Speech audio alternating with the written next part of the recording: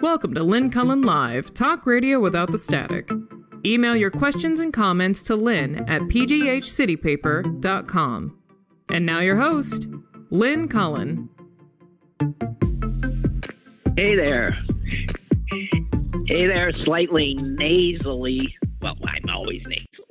But particularly nasal given that this is my hay fever season. So, how you doing? It's Monday, a daunting day, September 2021. 2021. Yeah, I got that right. I don't know. God. All right, guys. I'm looking out my window. That's the best part of my day so far because it looks like such a beautiful day out there. I haven't ventured out yet, but the outdoors, nature is my saving grace. I'm not sure how to start this today. You know, I looked at the front page of the local paper, and it is actually a. Here, I'm going to pull it up. It is. It's no way to start your day. I think papers should go back to being afternoon papers, because at least by the afternoon, you know, you developed a little bit of a, I don't know, you're standing, you're aware, awake. But the first thing to be hit by the news of the day is really, in these times, it's just a low blow. It's hard. There's not one thing on this front page that doesn't cause angst. There's not a thing on it.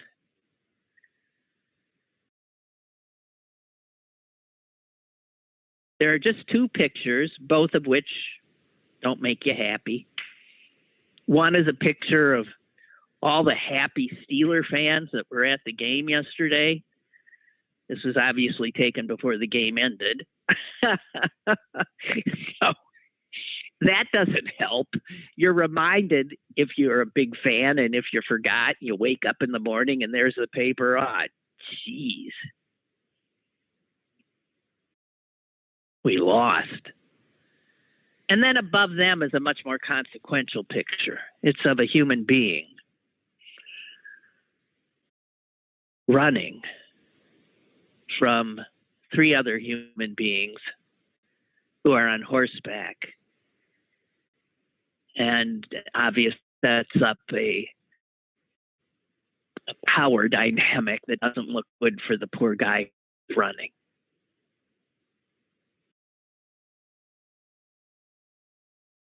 And he is a Haitian, not in Haiti, but desperately trying to get to this country. He's in the water. And these guys on horseback, representing us, the U.S. Customs and Border Protection guys, are trying to keep him from coming into the country, along with tens of thousands of others.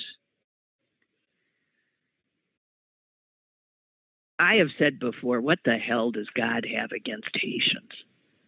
How can one people be expected to suffer so?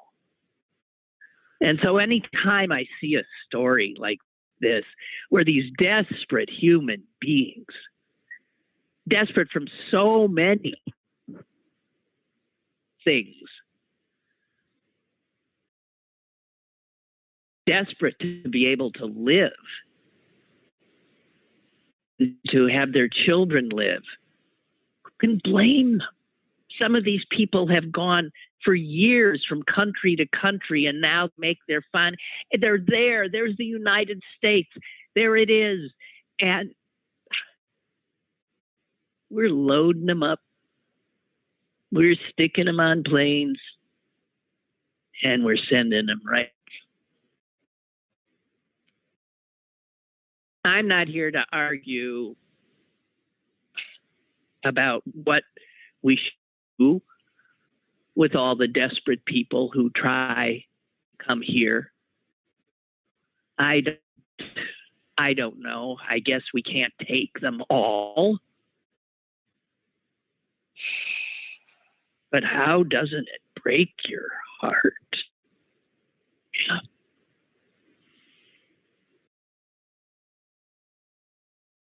So if you're in that mob of Steeler fans in the one picture, and you're still feeling unhappy today, and you look at the picture, the other picture, should maybe put things in perspective for you, that what's bothering you is of no consequence.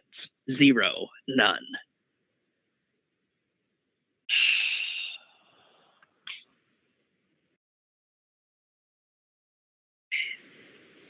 So you're left feeling helpless, powerless, and unhappy. What way? Why don't they just have newspapers come in the afternoon where you could read them with a drink? I mean it. I really think that would be a better idea. And one of the other stories is about Children's Hospital here. And to put up a tent outside, right there on, I think, 44th Street in Lawrenceville. There's a tent because they cannot handle the number of children who are being brought in to the facility.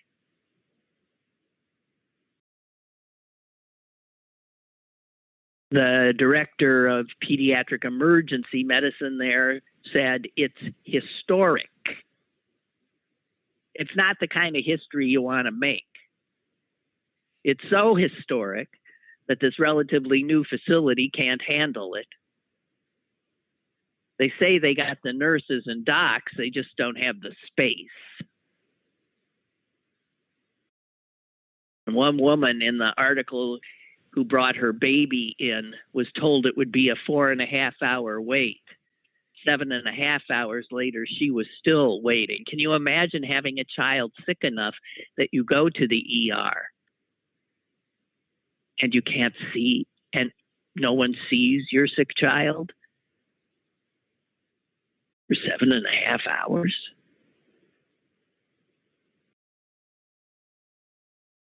It's such a large subject, our health care system. But this much can be said about it. It is appallingly screwed up. It literally needs to be blown up, and we need to start over. Because this cobbled together, jerry-rigged, all about money system has totally lost any sense that it is supposedly there for we the people. You know, Mike from DC, USC, a million other places in between, who sometimes calls, he sent me a very long article a long time ago, and I read it, and it was so sobering, because it so clearly showed what a disaster healthcare in America is. And it's not about healthcare in America. The article is not about that. It's actually about healthcare in a Central American nation, Costa Rica. And this article was in New Yorker magazine. And it is so astonishing.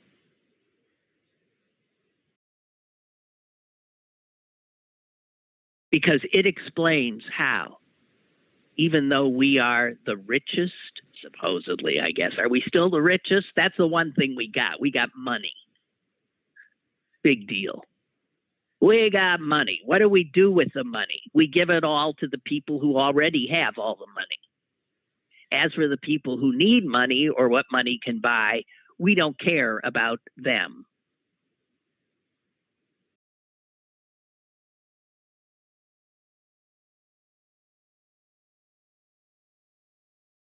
Life expectancy is a pretty good indicator of how wealthy a country is. Generally speaking, you would consider that wealthier nations have people who get to live longer lives.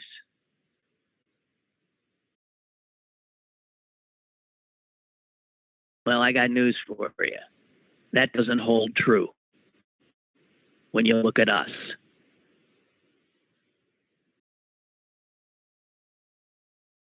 And it doesn't hold true when you look at Costa Rica. It's a long life. Better you live in Costa Rica than in the United States of America. You know, the article points out that, like, just in my lifetime, Costa Rica has seen a total turnaround in their life expectancy.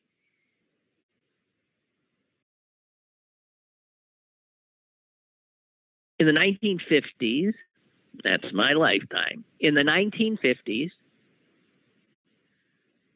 the life expectancy of a child born in Costa Rica was 55 years.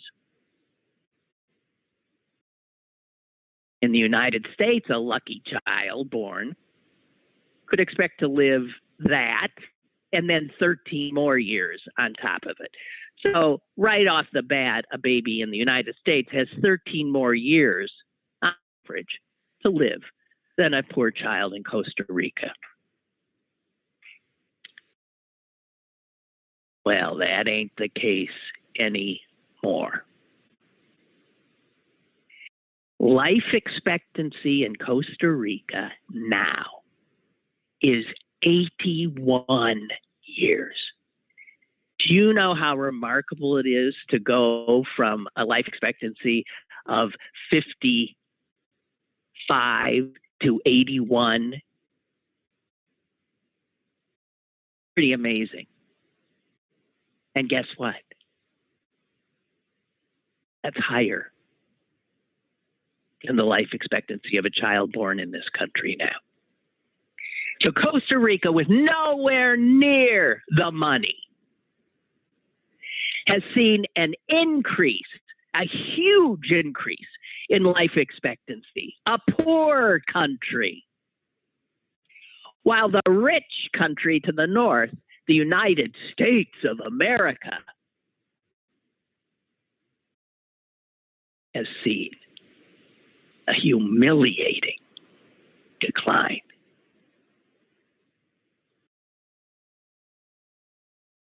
I don't know exactly what the life expectancy is now, but it's under 79, right?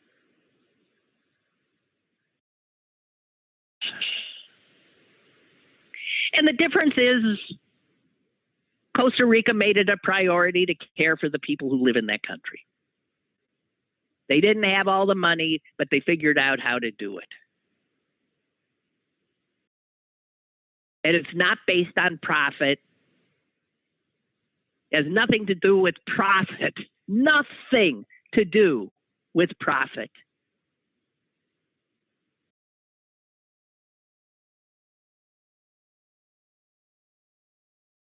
They're all about, from beginning, when a child is born, that kid is taken care of. Doesn't cost money because the government decided, if a government is here for anything, what's a government here to do? Make sure the people have clean water, clean air, access to vaccinations, and food, and regular checkups. Proactive, not reactive.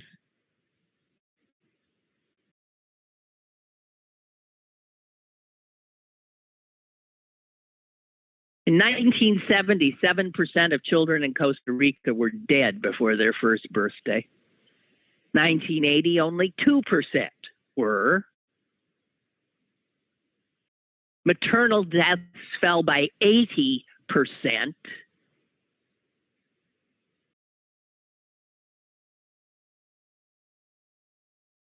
It has absolutely the best performance among most nations in this hemisphere. And it is not rich.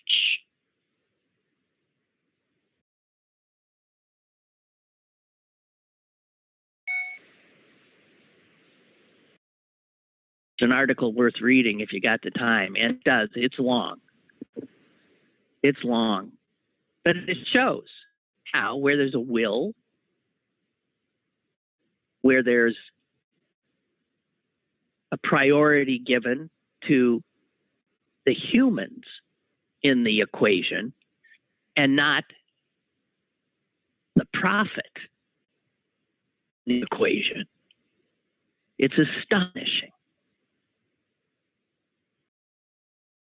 It's astonishing what change, incredible change in people's lives can be created, including giving them more life, much more life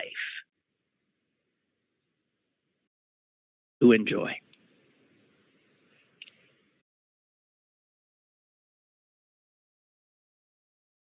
We, in so many ways, are in need of revolution. And yet, I'll go back to that front page. There are so many structural and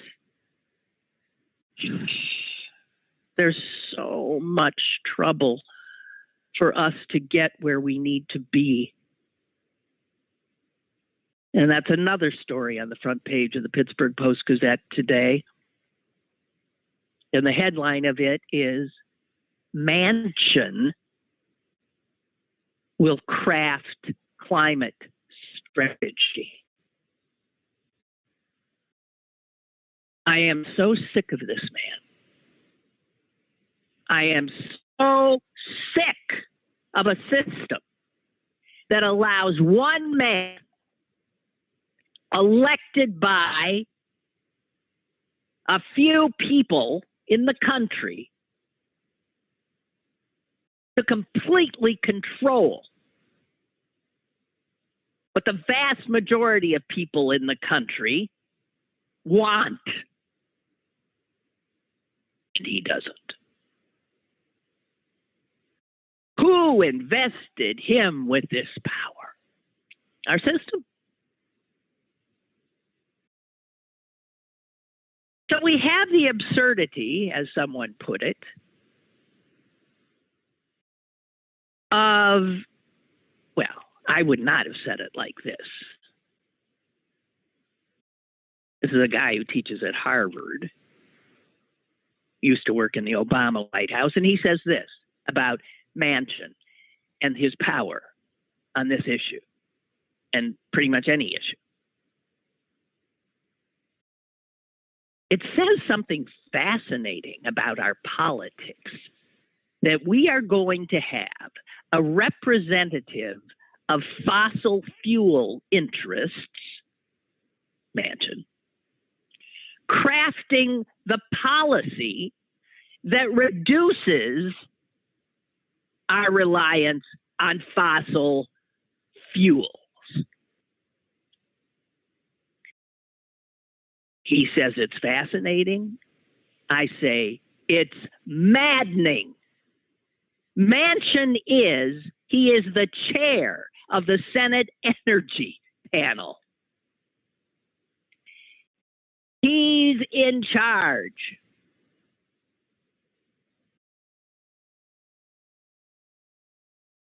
And as the article, which is a reprint from the New York Times, by the way, points out, Manchin has received more campaign donations from the oil, coal, and gas industries than any other senator. We're talking now, in current, whatever counts for a fiscal year in this corrupted system. He has received more campaign donations, and understandably, if you were a lobbyist for the coal industry or the oil industry, you're damn right you're greasing Manchin. What do you grease? Palm.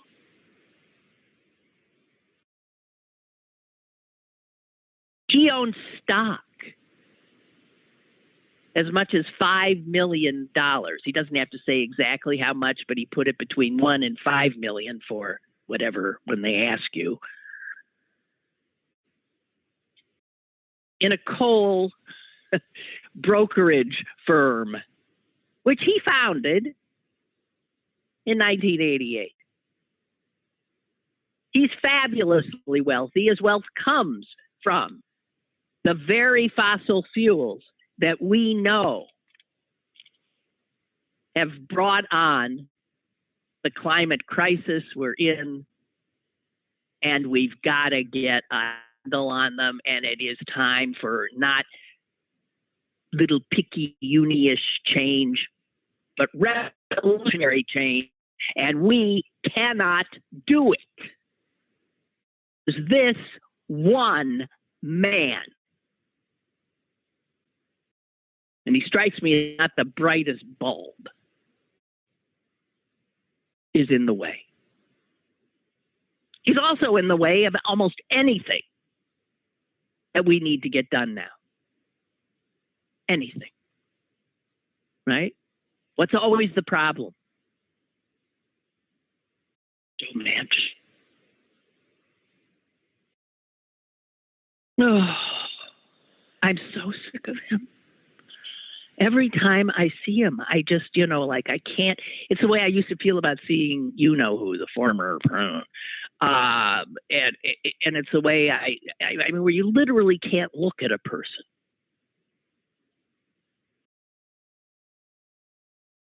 And he seems impervious to all of the people who are begging him to do the right thing. I'm always astonished that people, given what so clearly is an extraordinarily consequential moment in world history, not to mention American history, that they wouldn't try to get out in front of it, especially if they had power to do so. Remind me of a headline I saw the other day, something about Biden's legacy. They're saying if he doesn't pass this thing, which Manchin is holding up, I don't remember exactly which thing they were talking about. I think the big budget bill, which Manchin is screwing up. And it says, his legacy is, and I'm thinking, how the hell is a man who hasn't been in office for even 25% of his term, well, how are you saying his legacy is on the line? You don't have a friggin' clue what's going to happen in the next 3 years. I'll tell you whose legacy is on the line. Joe Manchin's legacy is on the line. And he's too stupid to know how to go down in history as a hero.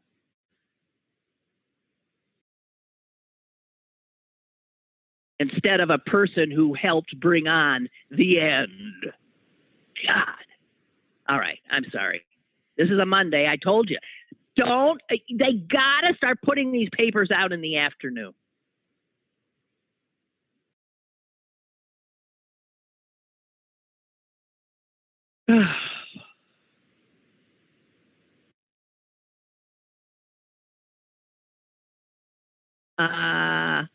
Oh, I like this story. No, I didn't. But I mean, it made me, no, it didn't. I was going to say chuckle. No, it didn't. Be an honest reporter here.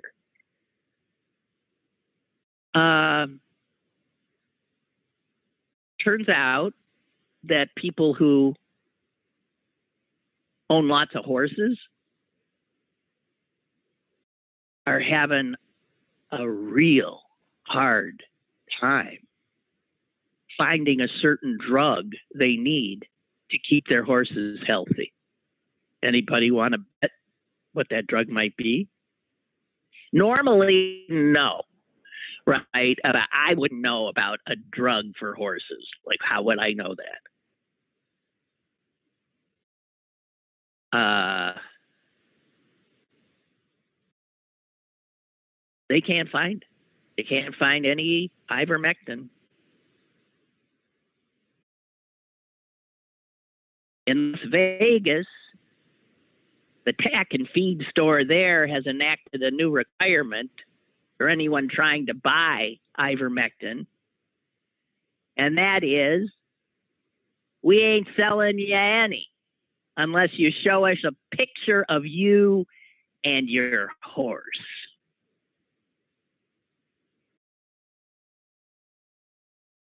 Other places are keeping it, like locked up.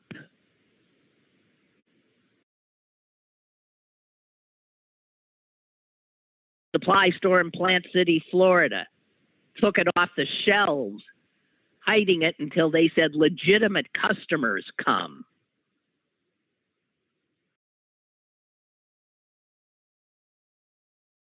The horse owners need it.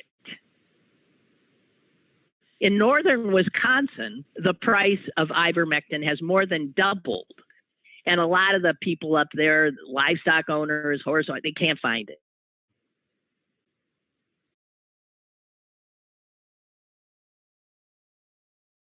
And another woman who owns horses says that she had to get some ivermectin for her horse, and she was embarrassed at her local feed store when she went in and asked for it, because she said, all I could think about was, people are going to think I'm eating this.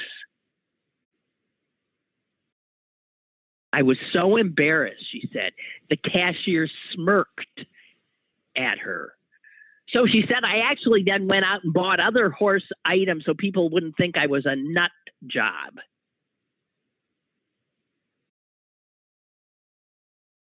Oh.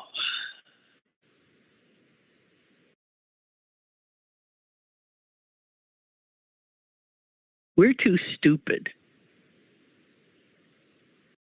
to do anything right. There's too many stupid ones here.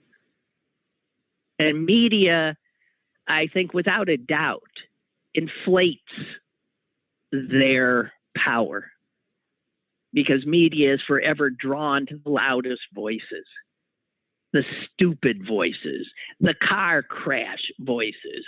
They know that they've got an audience of rubberneckers. So you don't go for comment to a soft-spoken person speaking truth. You go, of course, your camera is just pulled for the fool who's making a scene. It's just better copy, better video, better audio.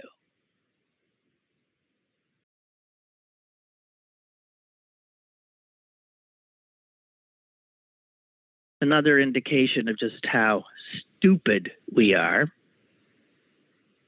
was, not that you need any more, but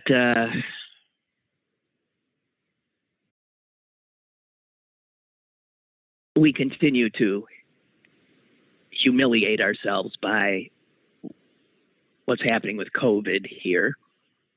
The U.S. death rate from COVID over the past 2 weeks, adjusted for population, right, is more than twice as high as Great Britain's, more than 7 times as high as Canada's, more than 10 times as high as Germany's.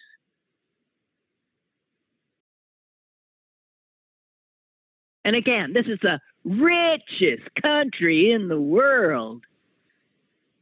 Money can't buy you smarts.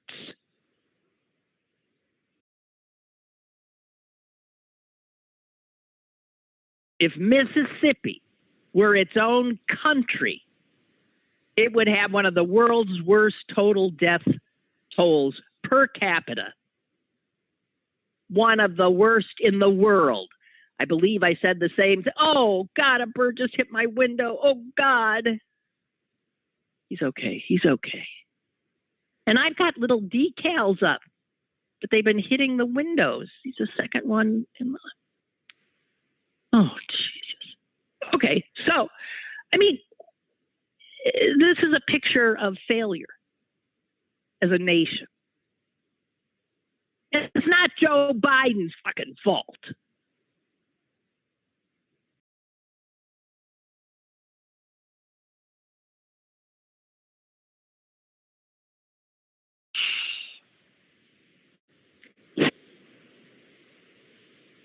I didn't,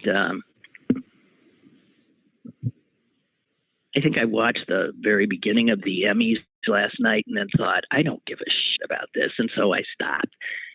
And instead I watched the Ken Burns documentary on Muhammad Ali, who is one of my most favorite human beings ever. So I came in a little late, but I've got books on him. I've read everything. I've seen every movie, every this and that, because I just so adore this human being, Muhammad Ali. And I watched maybe an hour and a half of the first episode, and I recommend it. What an amazing, wondrous character in life. A courageous life. Not a perfect life. Just a wondrous life. I wasn't intending to talk about that. Where did that come from? Oh. So at the Emmys, because I read later today about who won and all that. Cares.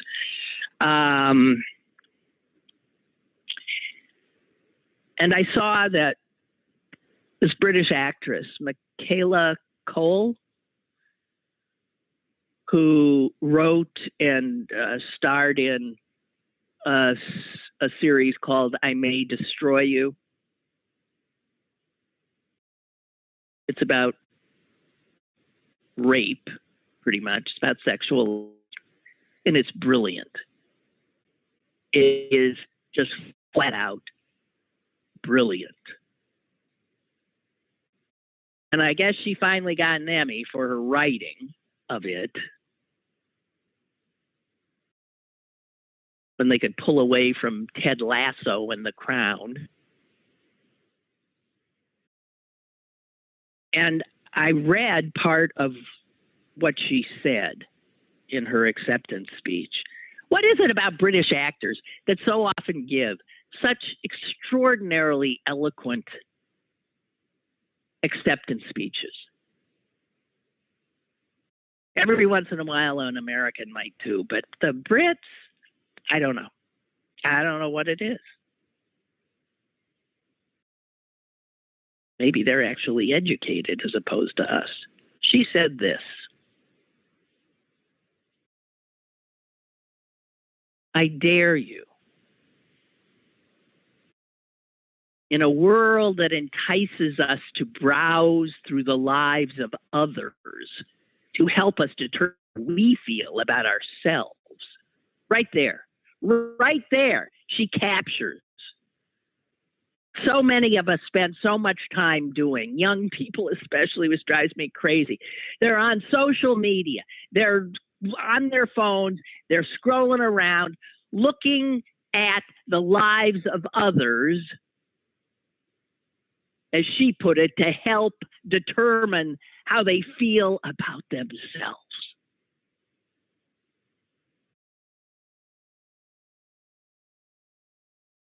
And I'll go back to her. And she said, and in turn, we feel the need to be constantly visible. For visibility these days seems to somehow equate to success.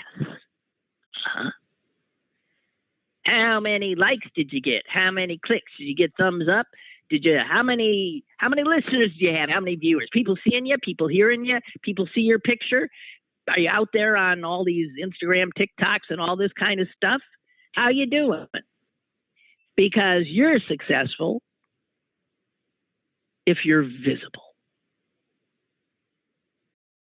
Doesn't matter what you did or are doing to be visible. And this is why, media, again, back to media, chasing the car wrecks of humanity.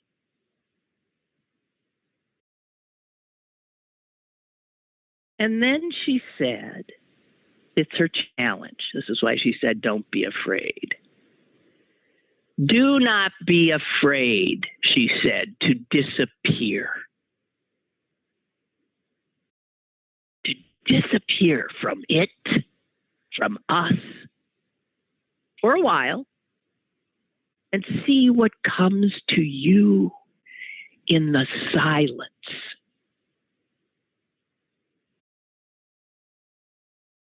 But you know what? You do have to dare people, because most people are too afraid of silence.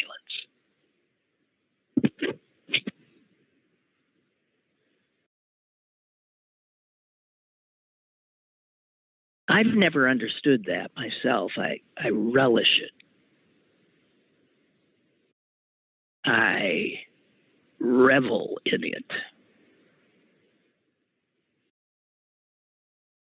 I'm a person who you could seal up in some, soundproof capsule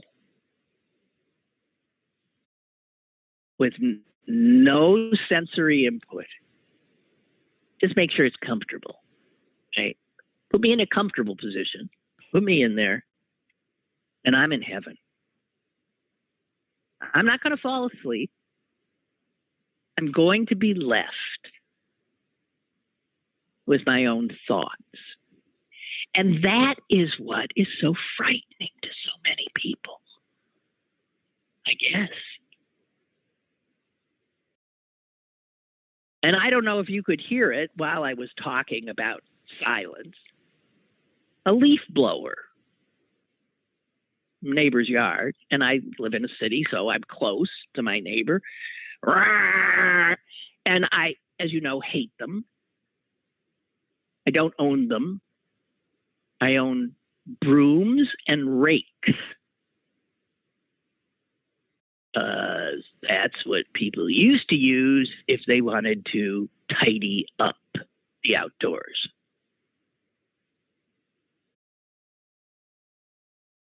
But to find silence, if you live in a city, is almost impossible.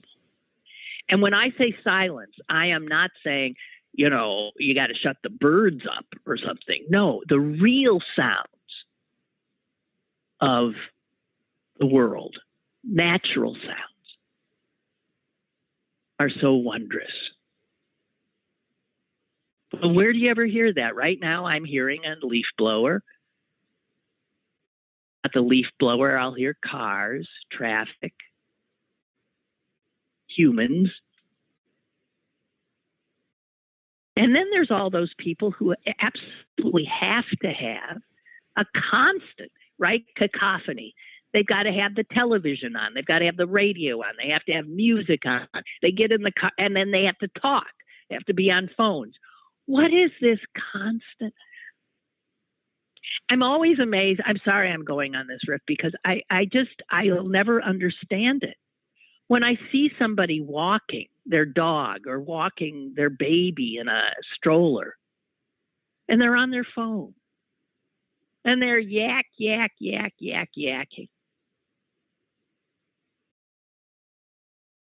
I love walking my dog because it's this quiet time with just my dog.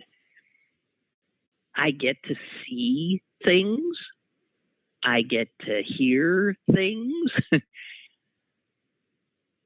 Why can't people just be with themselves? When I'm driving and I see people on their phones constantly, yap. I think, what is everybody talking about? And this is from a woman who right now is yapping, right? But I talk for a living. I've always talked for a living. As soon as the show's over, silence. Blessed silence.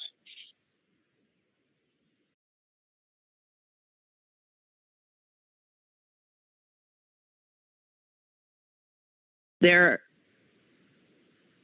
are very few places to find silence for a lot of people in the world, and mostly for those living, on top of each other in cities. They'll never, ever hear it again. And I'm convinced it is part of a healthy human, because constant noise makes stress hormones, blood pressure goes up.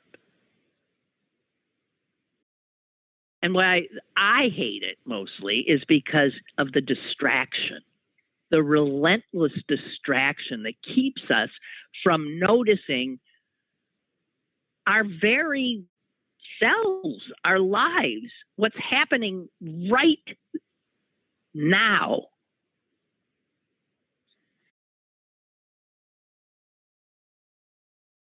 And I think for a lot of people who never get around to having these quiet moments, they never really process the things that are going on in their lives.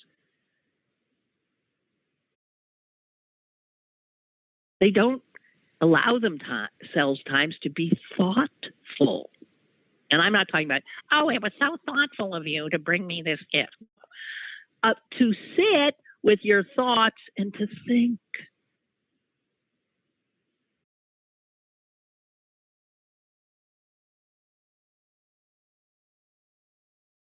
I think the increasing unwillingness and inability of people to have silence or to be comfortable in silence is a huge loss.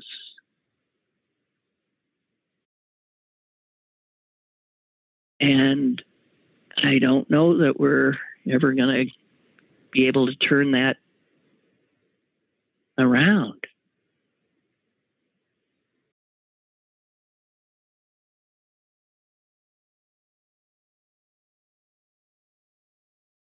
I read a piece by, she's a minister.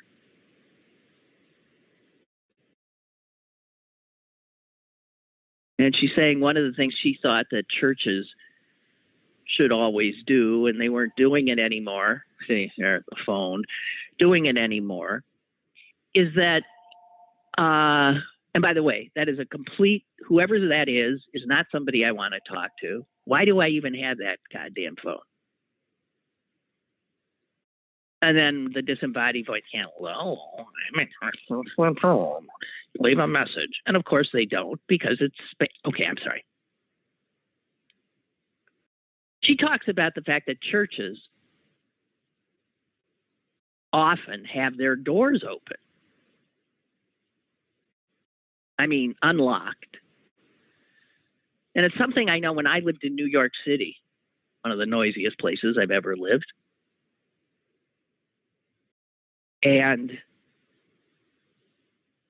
I would crave silence. I often went into a church. It didn't matter what kind of church. I just try the door, and usually they were open, but this is back in the 70s. I'd find a church and I'd go in. And so often, silence. And she says, this is disappearing because of COVID and stuff. Churches are locking their doors. We just need silence. So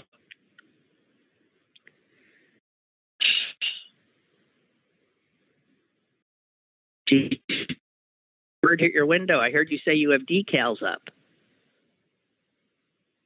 Unless they are on the outside and spaced precisely, they will not help. But they have helped. I have a row of ceiling to floor windows in my back. My back wall of my house is glass. And I've been here for decades, and I've pretty much solved the problem. But all of a sudden, the last few days, I'm having birds hitting. And they are on the outside. Well, I'll have to look. It could be that after a while they lose their, I don't know.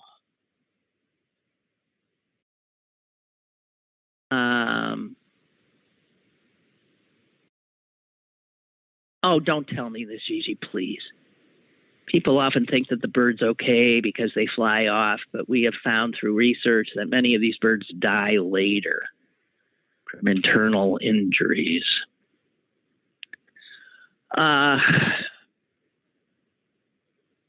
It was a beautiful little guy. He had a yellow, just look, oh God. Anyway, well, okay, thank you for that.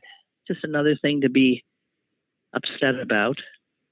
Aaron writes, don't forget that Manchin, that awful man, also gifted the world with a vile daughter of his, Heather Bresch. She was the CEO of Mylan, who jacked up the price of EpiPens that people need to keep themselves from dying if they go into anaphylactic. Remember that? That's his daughter. Nice family. Great people. Yeah.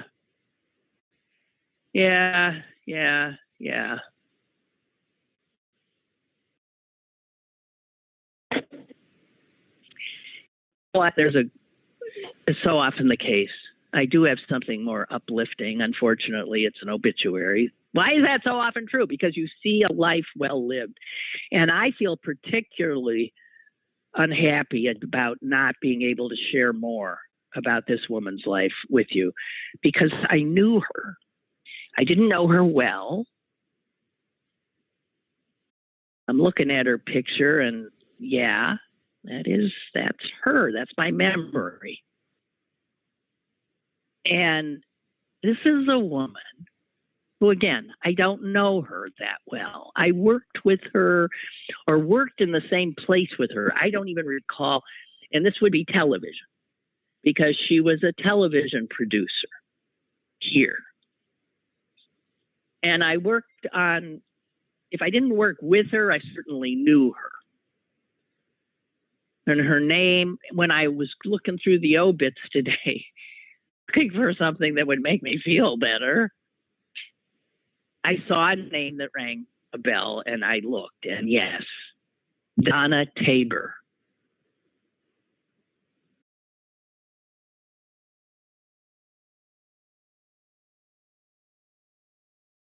And I'll share this life with you as the obit shares it. She deserves a much bigger obit. This is, the family put this out.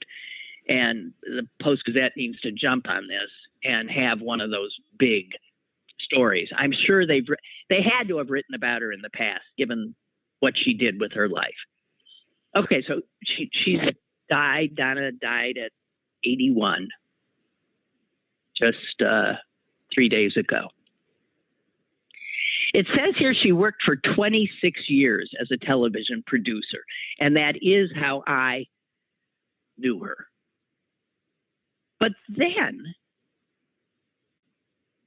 when she got done doing that, someone do the math for me here. If she died at 81, in 2021. But she joined the Peace Corps in 1998. How old was she in 1998? I'm just asking. Because that is the age at which she, who'd had this full life as a television producer, said, I'm going to go do something that matters. And so in 1998, she joined the Peace Corps.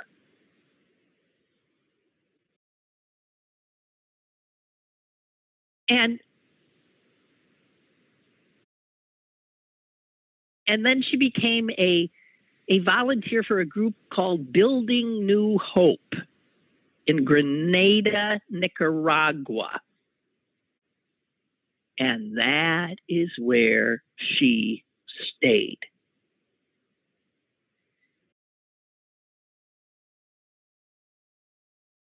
She dedicated the rest of her life to helping kids who were at risk down there. She built a school and a residence for poor children. She had a highly regarded restaurant and culinary arts workshop that she organized, and it was run. She had teenagers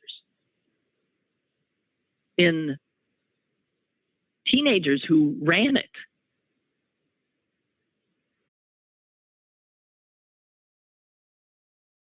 She created the first lending library that the town had ever had. She created scholarships and mentored young adults. She created a veterinary clinic for street animals and a fair trade partnership between this group, Building New Hope, and a worker-owned coffee co-op. She brought Nicaraguan children back here to the U.S. for donated medical care. In the words of someone who knew her well, Donna worked selflessly, relentlessly, and enthusiastically to better the lives of poor people and innocent animals.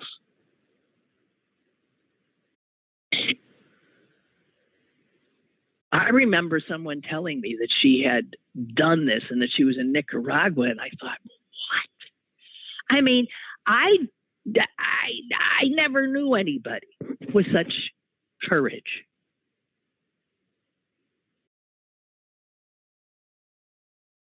She received a lot of acclaim. She was one of 6 to receive the first National Award of Citizen Diplomacy in Washington, D.C.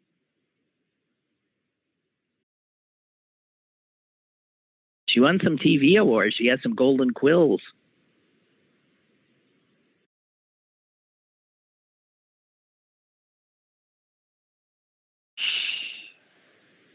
I want more. That's all I get from this little obit.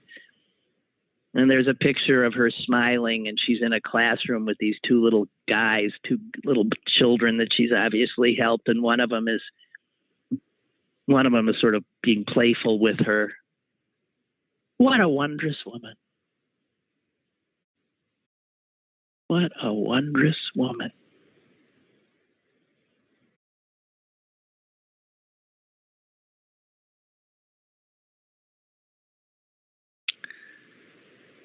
I mean, don't you feel humbled when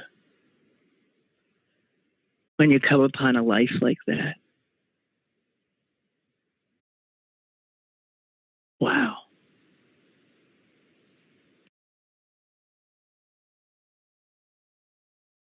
All righty. Listen, I want to read you something from the Constitution of the state of Alabama. Okay? Can you take it?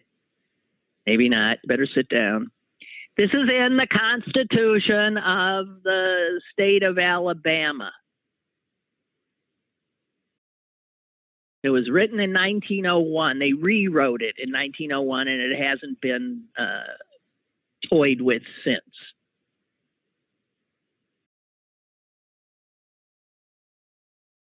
Well, they're quite clear, actually. Well, here's what was said when they did it.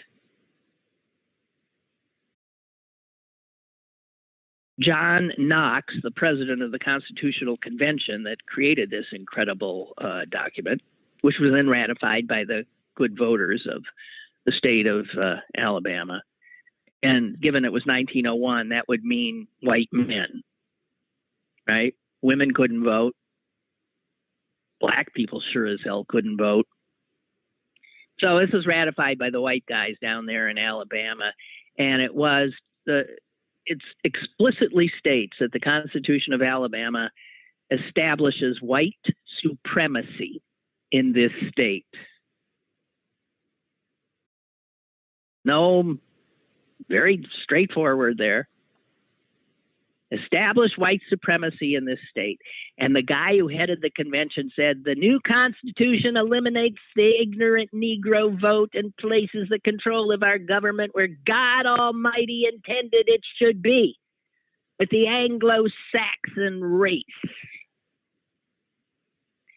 This Constitution still has in it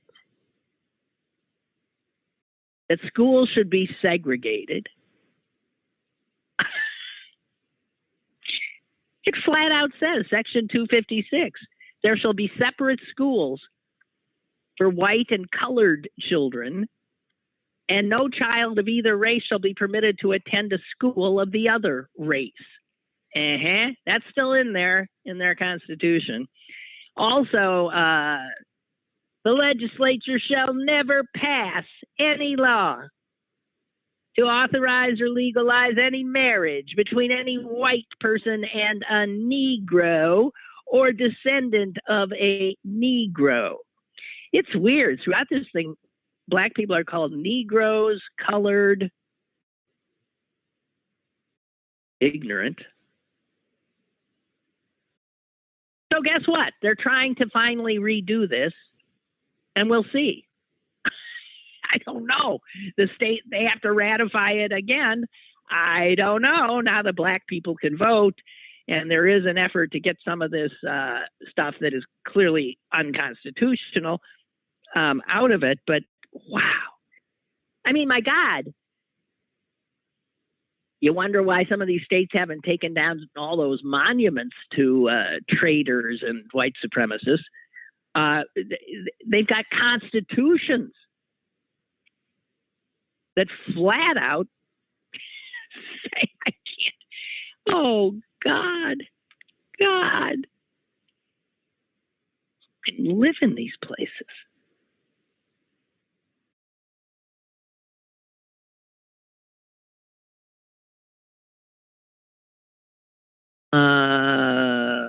Here's some good news we'll end on, okay? Governor of Texas, a creep, Abbott. Guess what?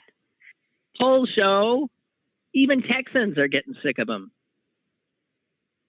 His approval rating is down to 45%. 54% of Texans say the state's heading in the wrong direction. I could have told them that a long time ago. Before the pandemic, his rating was 60%. So, man, this guy, with his fine handling of every crisis that has come since, with his policies to kill as many Texans as he possibly can, especially those who voted for him. And then, of course, his abortion ban. The fact that you can carry, I think at birth, a child in Texas is given a gun, which they're supposed to keep in their diaper.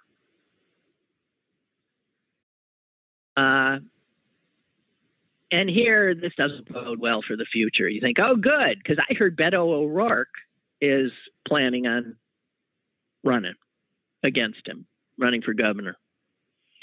And the polls show, the same poll, shows Beto is within 6 points.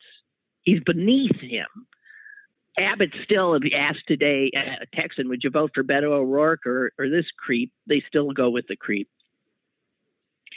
But that suggests that you don't know the other guy who apparently says he's going to run. And he's showing a lot more support than Beto O'Rourke. Are you aware of who says he's running for Texas governor? Matthew McConaughey, the actor. Yep. Matthew McConaughey is 9 points ahead of Abbott at this point. Now, I should say that neither O'Rourke nor McConaughey has officially gotten into the fray, but they're both being talked up.